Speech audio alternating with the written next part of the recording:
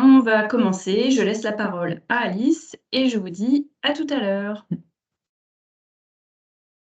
Alors, je vous partage mon support. Alors, il y a quelques secondes, je suppose, le temps que ça arrive.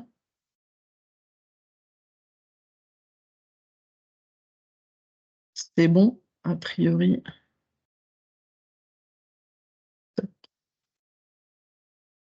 OK. Alors, le RGPD en bibliothèque. Alors bien évidemment, c'est une gageure de tenir en 30 minutes tellement le sujet est vaste, mais on va essayer quand même, hein. L'idée, c'est d'avoir quelques billes, qui permettent de réfléchir à son activité en bibliothèque et éventuellement, à prendre des bonnes résolutions, hein, en termes de nettoyage et de respect des données personnelles de nos usagers. Hem Déjà, alors je sais pas forcément clair pour tout le monde, mais on va parler un petit peu, de terminologie, hein, le RGPD déjà de quoi on parle? Alors c'est un acronyme comme ça qu'on utilise, mais de quoi on parle finalement? Donc c'est l'acronyme pour le Règlement général sur la protection des données. Il est entré en vigueur, en 2018. Donc ça va faire, 5 ans maintenant, hein. Donc c'est un texte européen. Alors il s'inscrit dans la continuité d'autres textes, relatifs aux données personnelles qui ont été, publiés. Alors ça remonte à loin. Peut-être que certains se rappellent de la loi informatique, et liberté qui date de 1978. Et puis il y a eu d'autres, des mises à jour de ce texte-là et puis d'autres, textes complémentaires. Mais là, c'est vraiment ce texte-là, le dernier, en vigueur qui importe.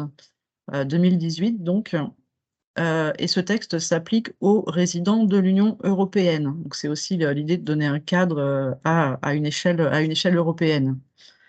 L'idée de ce texte-là, c'était vraiment de fixer, un cadre, concernant l'utilisation des données personnelles, en matière de protection des données, de conservation, de circulation. L'idée, c'est, de faire comprendre qu'on ne fait pas n'importe quoi avec, les données qu'on récupère. Il y a quand même des règles à respecter, ce qui est plutôt logique. Donc les objectifs de ce texte, finalement, et c'est là où j'ai l'effet Bonaldi, où j'ai mon truc qui se dé qui n'avance pas, c'est bon. Donc les objectifs finalement, c'était vraiment de renforcer les droits des personnes sur l'utilisation, faite de leurs données personnelles. L'idée, c'est déjà pour que les personnes prennent conscience qu'elles ont des droits sur leurs données, sur leurs informations et qu'elles peuvent les exercer. Ça, il y a encore pas mal de travail à faire. Mais tout simplement, les gens ont le droit d'être informés de ce qu'on récolte comme information sur eux, combien de temps on les conserve et quel usage on en fait. L'idée de ce RGPD, c'est aussi de garantir un minimum de protection de ces données, hein. Que ça soit au moment de la récolte des données, au moment, où on va les utiliser pour communiquer éventuellement, la manière dont elles vont circuler, combien de temps on va les conserver et cetera. Donc c'est vraiment mettre un peu en place des garde-fous pour que tout type d'usage ne soit pas, je pense aux GAFAM, j'essaie de me les sortir de la tête, mais l'idée c'est de ne pas faire n'importe quoi avec les données des personnes. Et puis évidemment, bah, on est aussi dans la responsabilisation des acteurs qui vont traiter, ces données-là, hein. On ne fait pas n'importe quoi avec, les informations des gens. Hem, le RGPD, ça concerne un peu tout le monde finalement, donc tout acteur qui va proposer des biens ou des services aux résidents de l'Union européenne. Donc typiquement les entreprises, les collectivités, les associations, les sous-traitants aussi. Alors en bibliothèque, ce qu'on peut considérer comme sous-traitant, ça va être, un prestataire de portail de ressources numériques, ça va être le prestataire de votre logiciel de bibliothèque. Donc bah, finalement, ben, toute structure, qu'elle soit publique comme privée, est concernée par le RGPD. Et en bibliothèque, comme on collecte et on traite des données relatives à nos usagers, dans le cadre de notre activité, évidemment, on est concernés par le RGPD, hein. Donc, si on parle de ce sujet, c'est pas pour rien non plus. Et en France, on a un organisme qui s'appelle la CNIL. Vous en avez peut-être déjà entendu parler. C'est la Commission nationale informatique et liberté.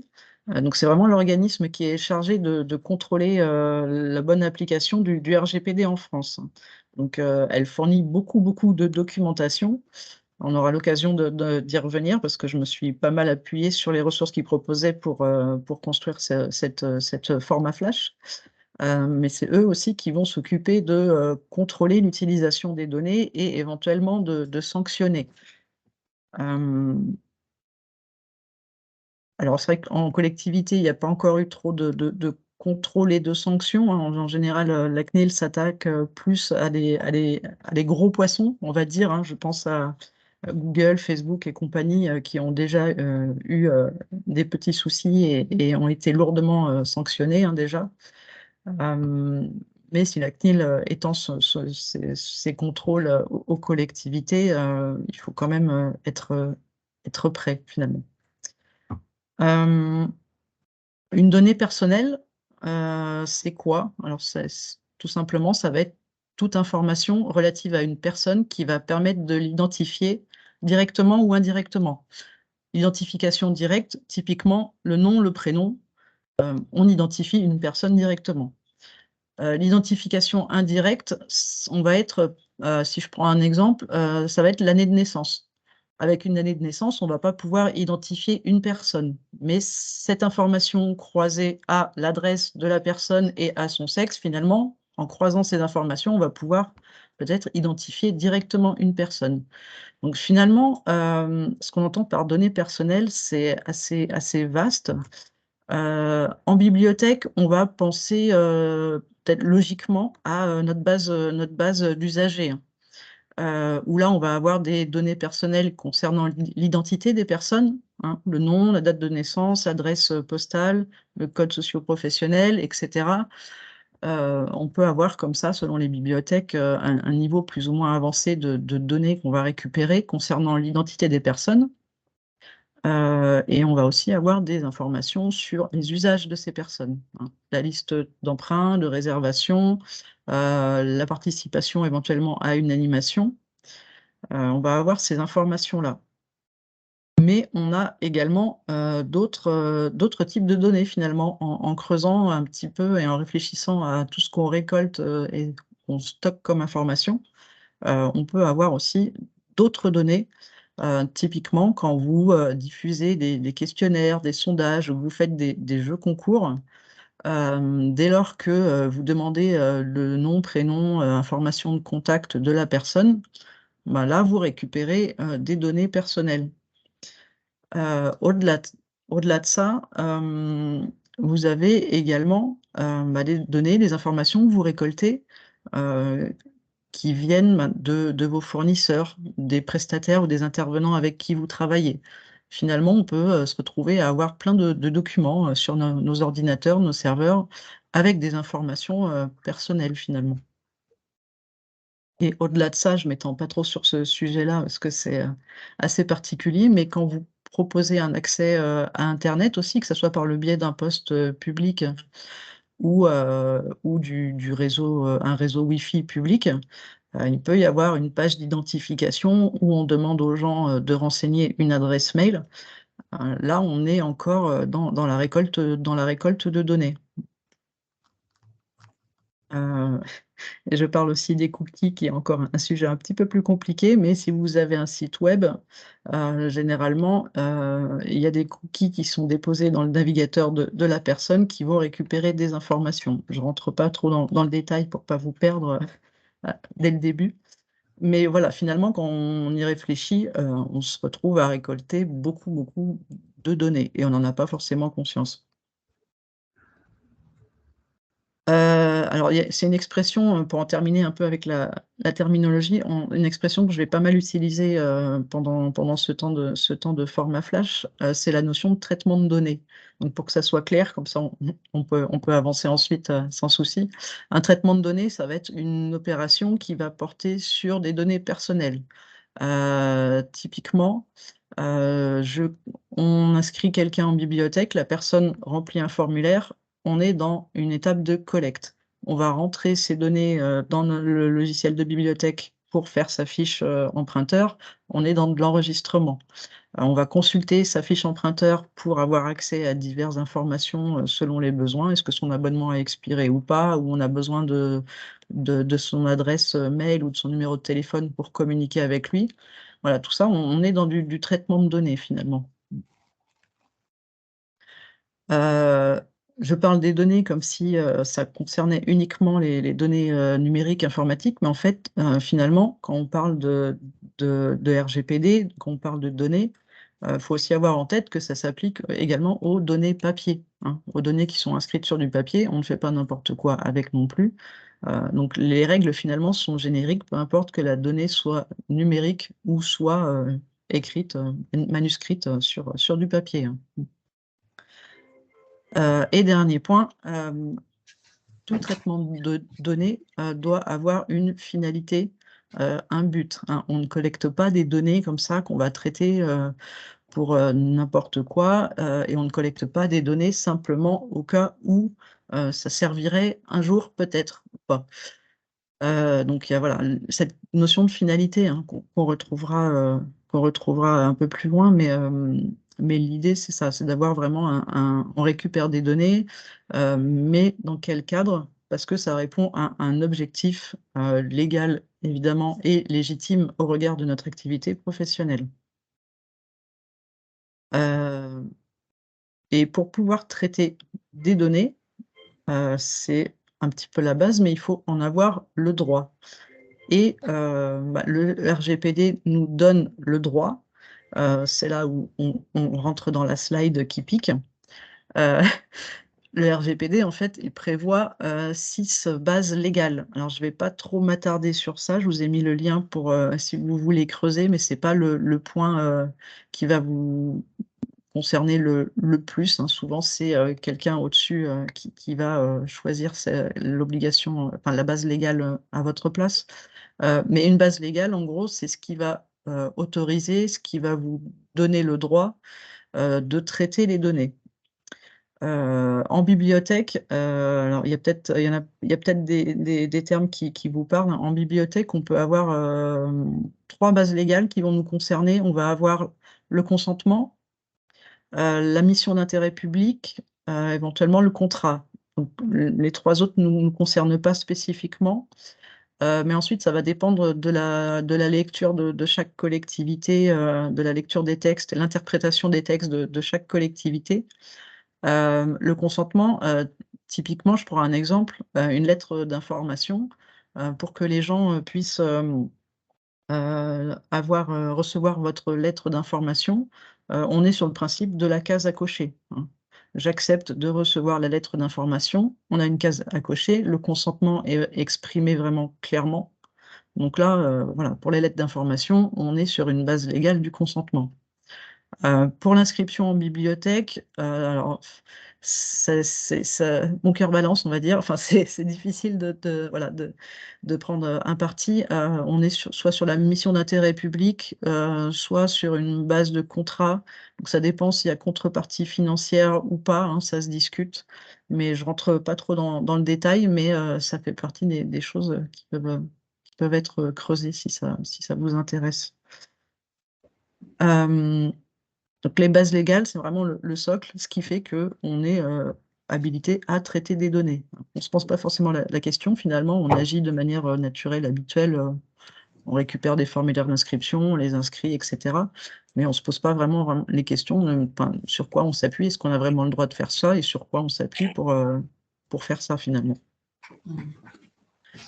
Hem Le RGPD, en gros, donc c'est une série d'articles, hein, mais qui se résument en grands principes, qu'on va revoir un petit peu plus, en détail. Donc là, je passe rapidement parce qu'on va redétailler, les différents points. Hem, Déjà, le premier principe, c'est de collecter uniquement les données qui sont nécessaires, hein. Donc c'est là où il y a peut-être un petit peu de ménage à faire, dans certaines structures où on peut être amené à collecter trop d'informations par rapport à ce qui est vraiment nécessaire. pour la finalité. Bon, par exemple, pour une inscription, il y a peut-être des choses que vous demandez que vous n'auriez finalement pas à demander. Donc voilà, ce principe de collecter uniquement les données nécessaires, on y reviendra. Le principe de transparence aussi, hein, vous devez obligatoirement informer les personnes des données que vous allez récupérer, ce que vous allez en faire, etc. Vous devez aussi informer les personnes de leurs droits. Donc ça, on y reviendra aussi en détail. Et dans la continuité, dans la logique, le troisième principe, c'est de permettre de faciliter l'exercice des droits et de vous organiser aussi, hein. Parce que typiquement, si quelqu'un un jour veut faire valoir ses droits, il va falloir répondre à la demande et comment on s'en dépatouille. Quatrième principe, on est sur les durées de conservation aussi, hein. Donc ça, je pense que c'est peut-être, en général, c'est le point qui intéresse le plus et qui permet peut-être d'appréhender le RGPD de manière la plus simple. Mais on reviendra sur ces durées de conservation, je ne vais pas vous spoiler tout de suite. Et le dernier principe, là, on est plus sur un principe de sécurisation des données, hein, donc de confidentialité ou de sécurité, hein. On a quand même une mission de service public et c'est pareil, on essaie de prendre soin des données des usagers. Du coup, le premier principe, l'idée, c'est de collecter uniquement ce qui est nécessaire, hein. On revient encore sur cette notion de finalité. Je récolte une donnée parce qu'il y a un objectif au bout. Je récolte des informations d'identité parce que derrière, il y a la finalité, ça va être la gestion des emprunts. Ça, c'est simple. L'idée, je l'ai déjà un petit peu évoqué, le principe de minimisation, donc c'est vraiment de n'avoir que les informations nécessaires. Pas la peine d'en demander trop pour satisfaire une curiosité éventuelle ou en se disant peut-être qu'un jour ça servira. Vraiment collecter le minimum. Alors j'ai essayé de trouver des exemples, mais c'est pas le plus évident. J'ai mis par exemple, j'ai souvenir que dans les anciens logiciels, on pouvait noter par exemple la profession de la personne ou la date de naissance, mais de manière détaillée avec le jour, le mois, l'année. En fait, on n'a pas besoin de tout ça, on peut juste réduire. Pour la profession, on n'en a pas besoin, mais par contre, on a une petite liste avec les catégories socio-professionnelles telles que définies par l'INSEE. Et cette information-là, par exemple, la finalité, ça serait de pouvoir récupérer des statistiques pour améliorer le service ou éventuellement voir la part d'étudiants qu'on touche. Enfin, voilà, on a une finalité et on récolte juste le nécessaire. On n'a pas besoin de connaître le détail de la profession de la personne. Pour l'année de naissance, enfin la date de naissance, c'est la même chose, hein. Le mois, le jour, on s'en fiche. On a juste besoin de l'année pour savoir si la personne, si c'est un adulte ou un enfant, éventuellement appliquer des tarifs différenciés. Mais on n'a pas besoin d'aller plus loin que le minimum nécessaire pour notre inscription. Le deuxième principe, on est sur cette question de transparence, hein, le principe d'information. Où je vous disais, alors ça, je sais que ça ne se fait pas forcément parce qu'il y a encore du travail à faire en termes de sensibilisation des bibliothécaires. Mais normalement, quand on est censé informer au préalable la personne de ce qu'on va collecter comme données et ce qu'on va en faire. Ah oui, d'accord. Oui, tu l'as pas. Oui, d'accord. Une petite croix qui m'embête. En général, alors ça se résume en gros dans les mentions légales. Si vous avez un site internet, dans vos mentions légales, vous avez un petit paragraphe de texte qui doit être dédié à cette information. Je vous montre un exemple juste après, comme ça sera un peu plus parlant. De même, si vous avez un formulaire d'inscription, vous êtes censé avoir quelques lignes qui mentionnent les données. Je vois ton micro, mais je ne sais pas si c'est moi ou pas. Sophie, je vais me montrer. Il est déjà désactivé, c'est désolé. Je ne l'entends pas. C'est pas grave.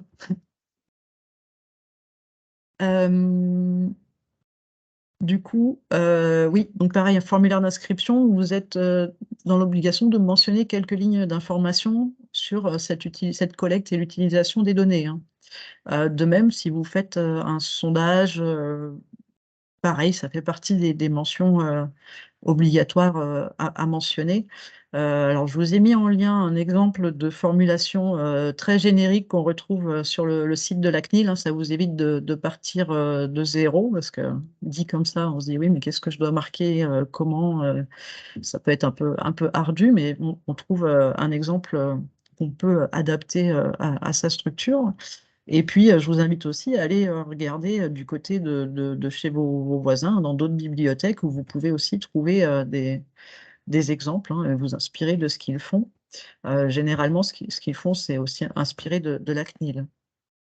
Alors du coup, côté mention légale, j'ai pris l'exemple de Lire en Touraine, hein, où on a une petite information sur le traitement des données personnelles,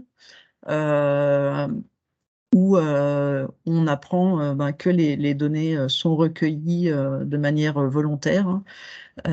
C'est les personnes qui transmettent leurs données. Aucune information personnelle n'est collectée à l'insu du public, ni cédée à des tiers. Donc là, c'est la question de confiance, hein. C'est toujours bien de le mentionner, qu'on n'utilise pas, on ne revend pas les données des personnes à d'autres. On a un deuxième paragraphe qui reprend un petit peu les différents droits que les personnes ont sur leurs données, et en dessous, les informations de contact pour que les personnes puissent exercer éventuellement leurs droits. Donc on reviendra sur cette question de droit, mais l'idée, c'est de voir un petit peu à quoi ressemble une mention d'information sur l'usage des données. Donc là, on est plutôt côté bibliothèque départementale. Côté plus bibliothèque municipale, peut-être un peu plus adapté. Alors c'est là où j'ai eu un peu de mal à trouver quand même des bibliothèques qui avaient ces mentions d'information, hein. Donc on voit qu'il y a effectivement du travail à faire et que la formation est tout à fait opportune. Donc je suis allée du côté des bibliothèques municipales de Tours, où déjà, dès leur formulaire de préinscription, que j'ai un petit peu raccourci, on a en bas, hein, ici, donc une petite information qui est vraiment très très légère, mais au moins l'information, elle est là. La ville de Tours s'engage à garantir la sécurité et la confidentialité de vos données qui ne sont pas utilisées à d'autres fins que la réalisation de votre inscription. Pour exercer vos droits, etc., contacter avec une adresse mail. Et ici, on repère la petite case à cocher, approuver, hein. On coche pour approuver qu'on veut bien s'abonner à la bibliothèque de Tours et qu'on accepte le règlement de la bibliothèque et les conditions RGPD. Donc là, comme on a une petite case à cocher, hein, je reviens avec mon histoire de base légale, mais là, du coup, on est clairement dans la base du consentement. La personne coche une case. Et c'est vrai qu'on a un petit paragraphe qui est vraiment minimaliste, mais du coup, on a la mention du RGPD qui va renvoyer aux mentions légales du site. Et j'essaie de virer mon pointeur, mais j'y arrive pas. C'est bon. Qui va renvoyer aux mentions légales du site, où là, alors je vous ai juste mis celui-là, enfin, je trouvais que c'était plutôt bien fait parce que ils vont même assez loin, puisque là, on a le détail des données qui sont récoltées. Là. En termes de transparence, là, je pense que c'est quand même pas mal. Et on a aussi une information comme quoi les données enregistrées sont conservées pendant la durée d'utilisation du prêt, et la radiation, la suppression des données intervient d'office 1 an à compter de la date de fin de prêt, du dernier prêt. Du coup, voilà, on a 2 exemples, hein, en plus de l'exemple du lien que je vous ai mis pour le formulaire de la CNIL, mais vous avez des exemples de formulations possibles, hein. C'est pas la peine d'en faire des caisses non plus. Là, ils sont allés vraiment très loin et c'est tant mieux, hein, ils sont allés au bout. Mais voilà, vous avez quand même comme ça. Alors, je vous invite évidemment à regarder du côté de votre bibliothèque, parce que peut-être que vous n'avez jamais mis le nez dans vos mentions légales, hein, mais ça peut être l'occasion d'y faire un tour aussi pour voir ce qui manque, ou peut-être découvrir que vous avez déjà une information à l'intérieur. Donc on parlait rapidement des... on ne doit pas avoir le même BGM. Ah ouais, ben je ne sais pas. Ou peut-être... en fait, alors c'est pas lié... les mentions, en fait, les informations qu'on va mettre dans les mentions légales, c'est vous qui mettez le texte, hein. C'est pas la personne c'est pas votre prestataire qui va remplir ces informations. Hein, les mentions légales, ça fait partie des éléments que vous allez rédiger.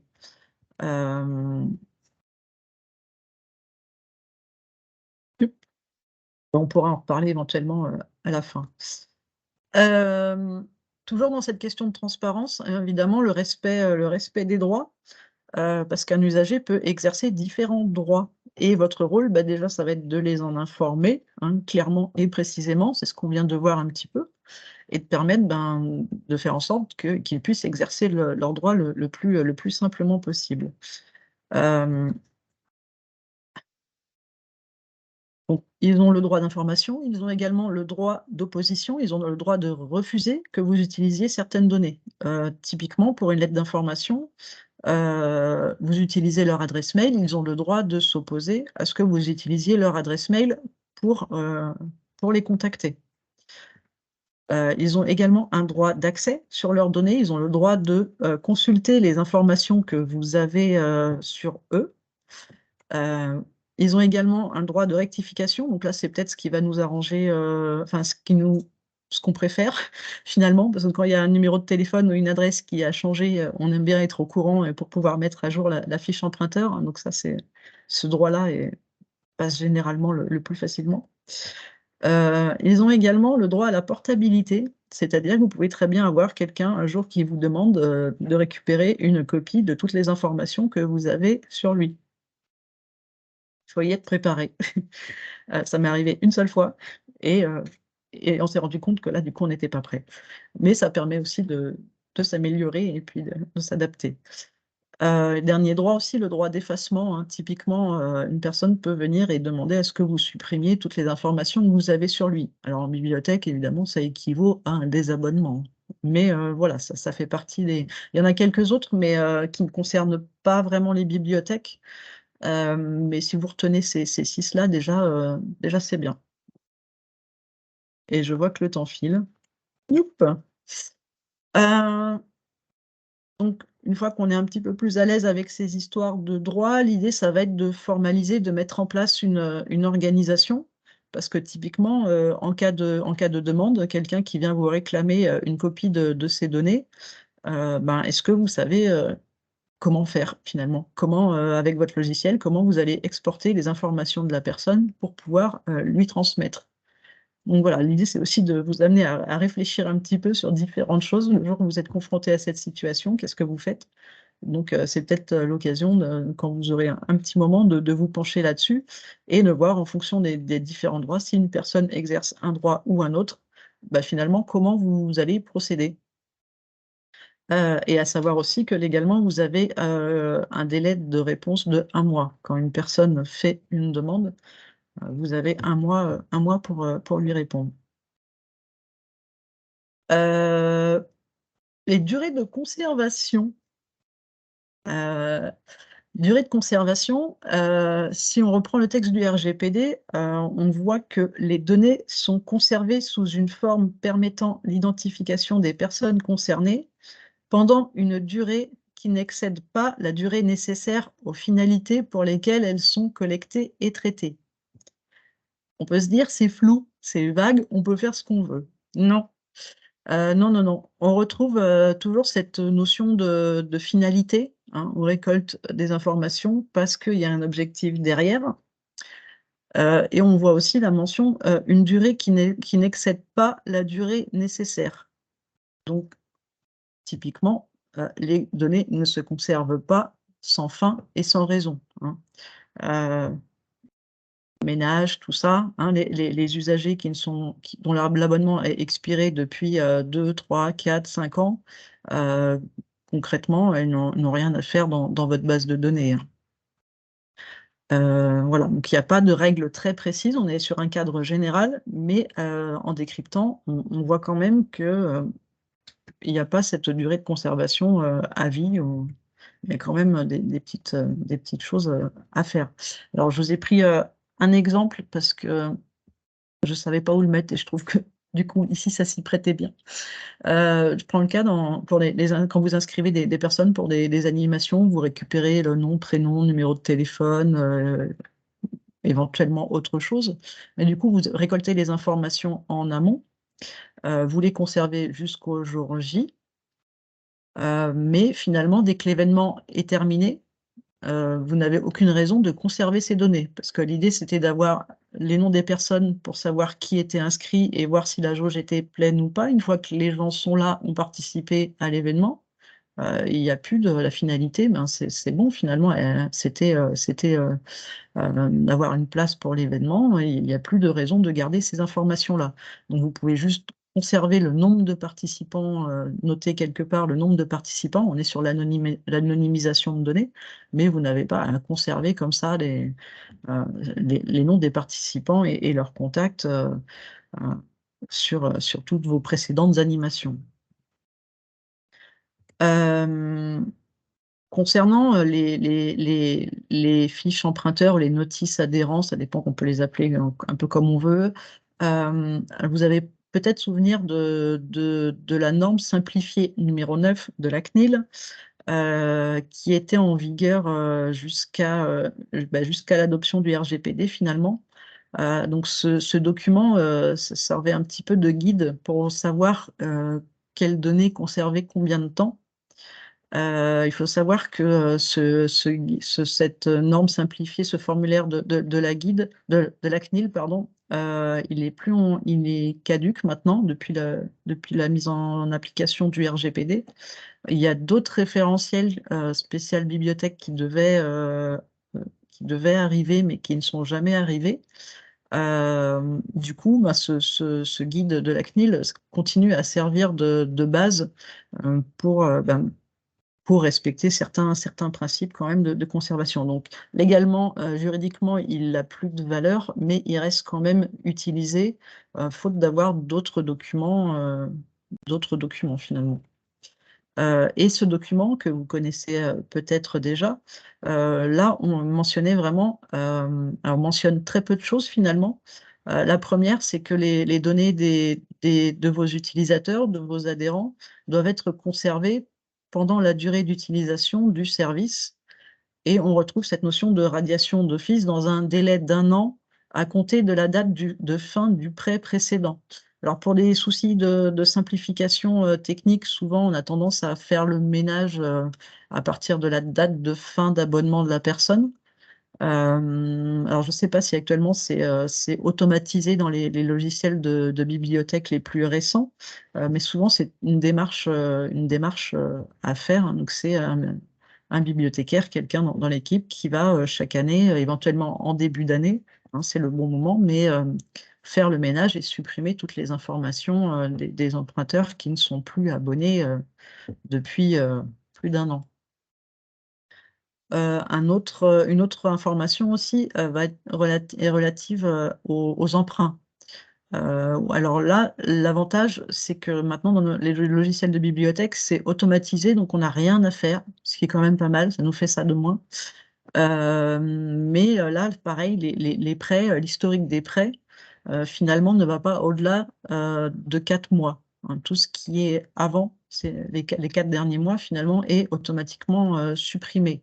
Alors, si ce n'est pas le cas chez vous, vous tournez-vous vers votre prestataire de logiciel pour voir si ça peut être mis en place.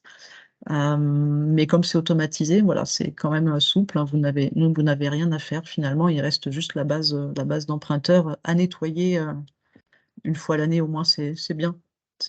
C'est pas mal. Particularité aussi, c'est que les données ne peuvent être conservées sur support papier que pour les besoins et la durée d'un contentieux. Là, ça me permet de mentionner une petite chose, parce que je sais que ça se fait dans certaines bibliothèques. Par exemple, si des usagers vous demandent de tenir un carnet de lecture avec tout ce qu'ils ont lu pour être sûr d'avoir à s'en rappeler, en gros, ils se servent de vous un petit peu comme aide-mémoire. Vous n'avez pas le droit de tenir votre petit répertoire papier avec les noms des personnes, la liste de ce qu'ils ont emprunté, etc. Hein. C'est aux gens de se débrouiller, mais vous n'avez pas à conserver ce genre d'informations, d'autant plus sur support papier. Dernier principe, on revient sur les principes de confidentialité et de sécurité. Évidemment, la sécurité des postes de travail, si on peut éviter que n'importe quel usager ou n'importe quel pirate en ligne puisse accéder à vos informations, aux bases de données des emprunteurs et collecter toutes les données comme ça et s'amuser avec, hein, on va essayer d'éviter. Donc la sécurité des postes de travail. Là, c'est plutôt votre service informatique qui est chargé de s'occuper de ça. Évidemment, la sécurité des locaux, hein, je pense notamment, ça m'est arrivé de voir des piles de formulaires d'inscription, des photocopies de justificatifs qui sont laissés à traîner sur le bureau à la vue de tout le monde. Évidemment, on évite ce genre de choses. On les range dans un bureau sous clé, voilà. Et puis la question aussi de la gestion des droits d'accès informatique. Là, l'idée, c'est que seuls des tiers autorisés ont accès aux données. Autrement dit, en tant que bibliothécaire, vous avez accès aux données des usagers pour votre activité, c'est normal. Mais par exemple, si une association vient vous voir en vous disant j'aimerais bien avoir les contacts, adresse mail, par exemple, de vos usagers pour faire de la com pour mon prochain événement, non, vous ne lui donnez pas, bien évidemment. Hein, vous gardez quand même ce principe de confidentialité des informations.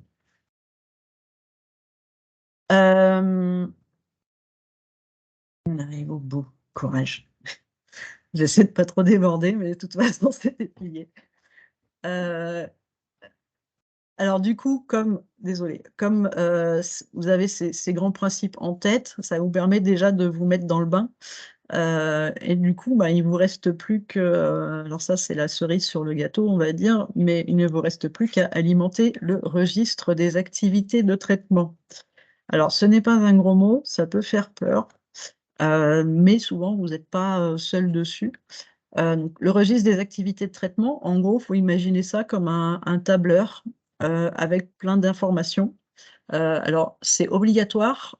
Souvent, c'est votre tutelle, hein, que ce soit, c'est pas vous directement qui allez créer votre registre. Il y a un registre au niveau de la collectivité.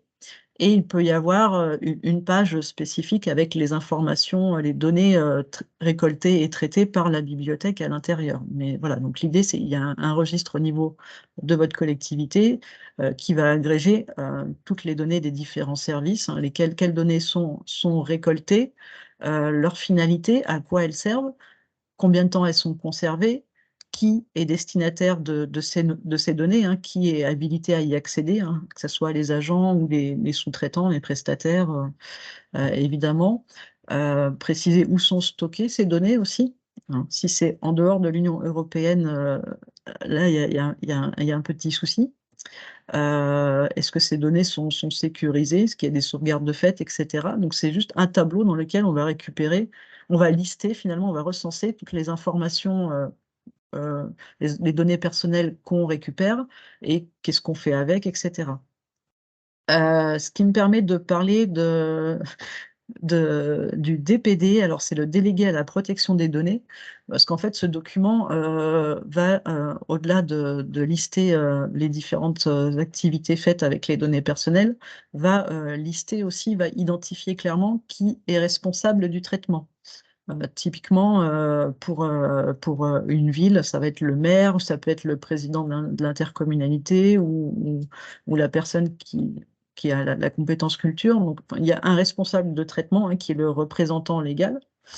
Et cette personne va désigner un délégué à la protection des données. Donc, ça va être le chef d'orchestre qui va être chargé vraiment de la mise en œuvre du RGPD au sein de la collectivité. Du coup, je vous invite fortement à, si vous ne le connaissez pas déjà, à essayer d'identifier qui est votre DPD. Alors, le délégué, il peut être interne, hein, ça peut être un agent de la collectivité, mais il peut être aussi, notamment dans les petites communes, il peut être externe. Hein.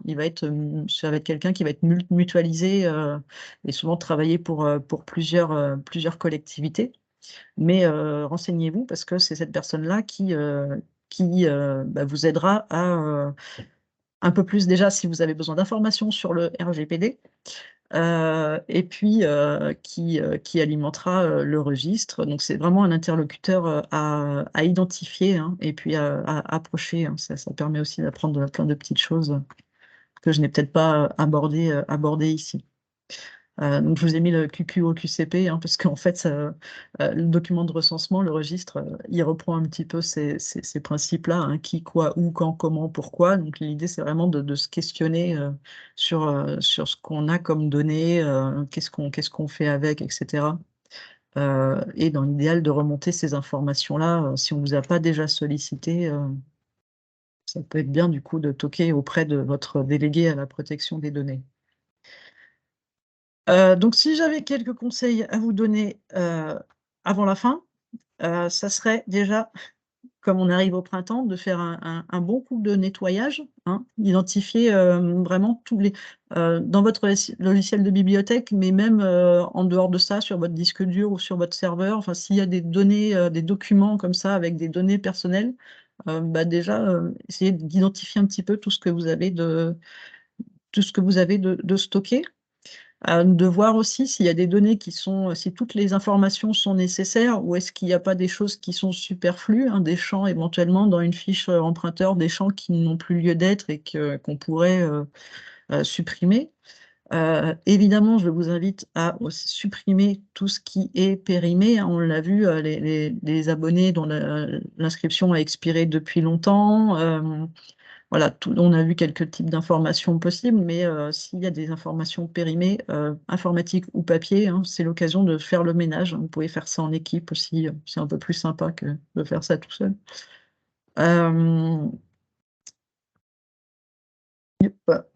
Et c'est bien de faire le ménage, mais comme c'est quelque chose qu'il faudrait faire régulièrement, pensez aussi à documenter comment procéder, hein. Typiquement, vous faites le ménage vous virez les anciens, les inscrits dont l'abonnement a expiré. Vous le faites une fois, l'année prochaine, vous n'êtes pas sûr de retrouver la manipulation, donc pensez vraiment à documenter, et puis si jamais vous n'êtes pas là, ça serait bien que quelqu'un d'autre soit en capacité de le faire. Donc, documenter et formaliser un processus, voilà, pour que ça soit des résolutions, enfin des bonnes résolutions qui puissent perdurer dans le temps assez facilement sans avoir à se prendre la tête finalement.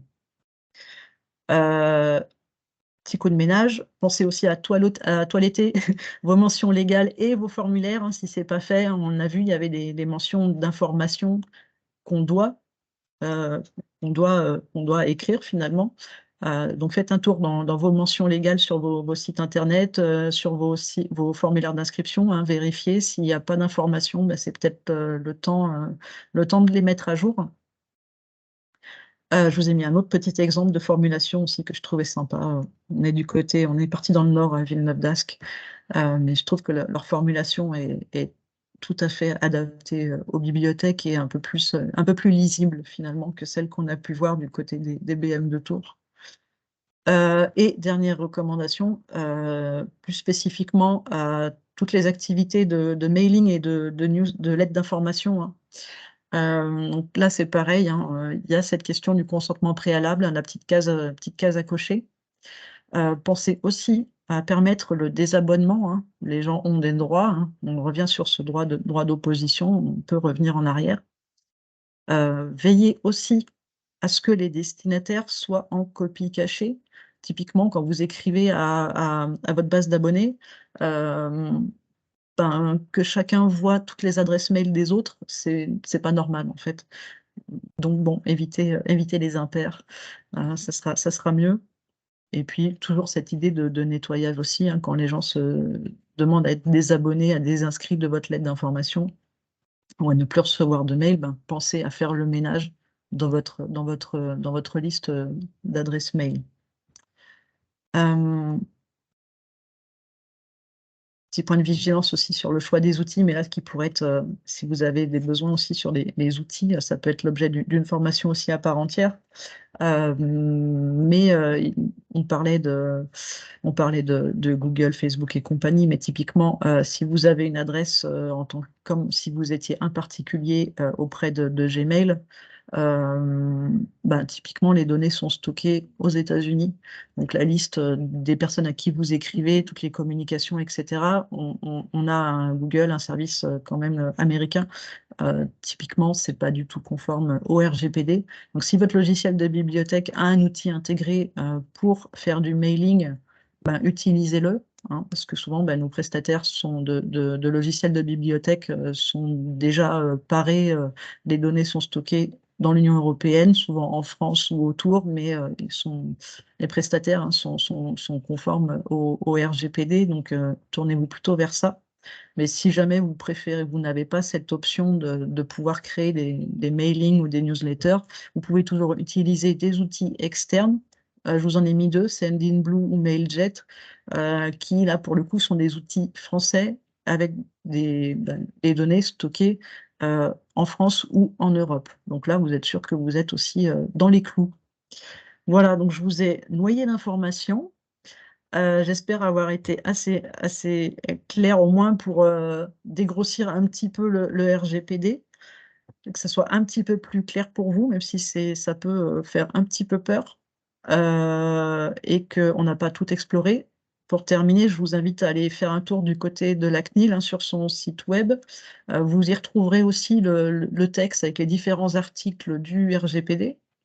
La CNIL a également fait un MOOC, un module de formation, on va dire, en ligne spécifique au RGPD.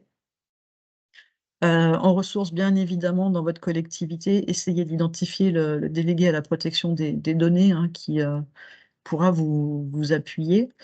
Et puis, éventuellement, la bibliothèque départementale, on se tient aussi à disposition si besoin, autant que faire se peut, même si on ne sera pas forcément aussi efficace que le délégué à la protection des données. Et j'arrête là. Et j'ai explosé le chrono. Merci Alice.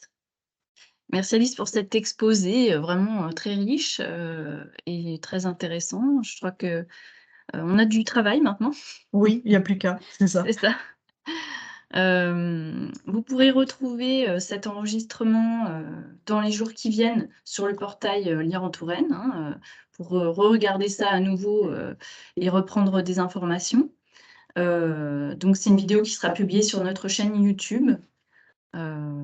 Voilà, la prochaine session, le prochain rendez-vous aura lieu le mardi 4 avril et portera sur l'historique des comics. Avis aux amateurs, aux amatrices. Voilà, merci à vous d'avoir participé et puis on vous dit à la prochaine fois.